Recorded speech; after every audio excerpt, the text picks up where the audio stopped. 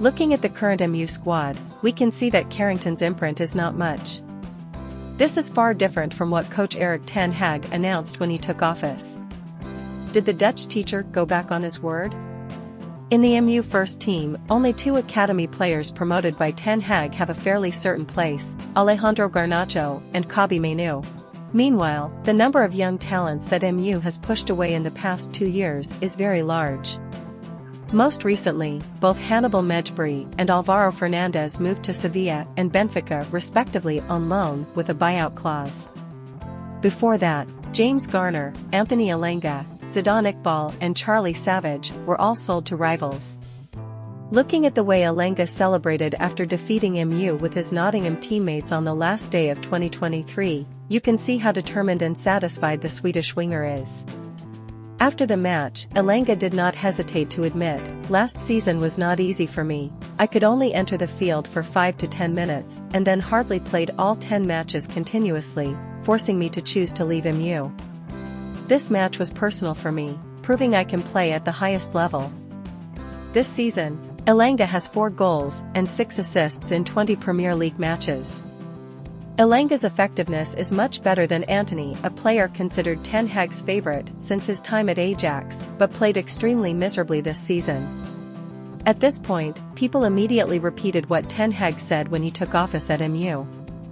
He affirmed that he will revive the core values of the team, including the use of homegrown players. Now Ten Hag seems to have turned its back on that. Such a conclusion is a bit hasty.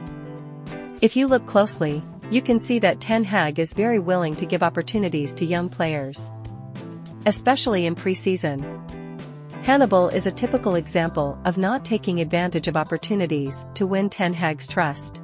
He has 5 matches in the Premier League this season, and an additional 61 minutes in the Champions League. But as everyone can see, the ruffled midfielder's abilities are quite limited and cannot play at the highest level. MU let Hannibal go to Sevilla on loan with the option to buy outright. But even after officially becoming a member of Sevilla, Hannibal can still return to MU because the contract includes a buyback clause. That means MU still has some faith that Hannibal can grow up in the future.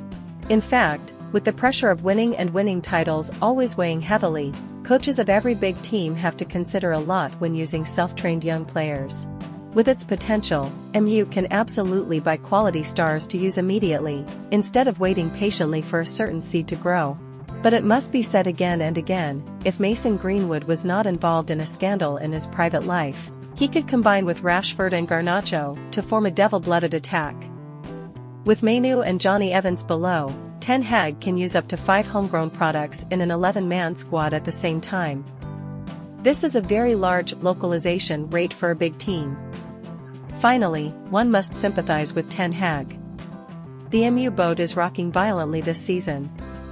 Boat drivers like Ten Hag are sometimes confused because they have too many things to worry about and cannot devote themselves to taking care of the young players. If MU's situation stabilizes again, there is belief that Ten Hag will dig deeper and exploit Carrington even more.